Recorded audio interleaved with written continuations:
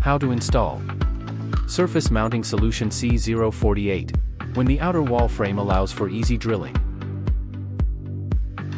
Before starting, check cavity dimensions and locate studs.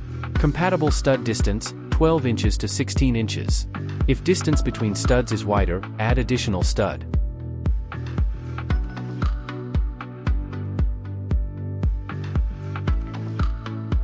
Locate the desired position of the trim panel, then draw a level line corresponding to its top edge.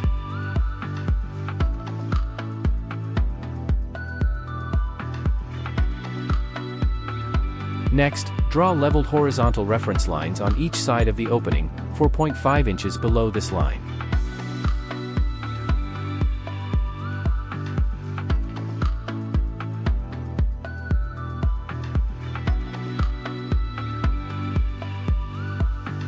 Align the mounting plate with the line and fasten it to the studs using self-tapping screws. Pre-drilling may be required.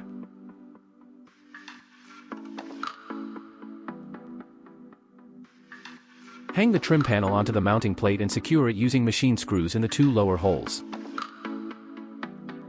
Align the dispenser's back housing holes with the 4 corresponding holes on the mounting plate, then secure it using machine screws.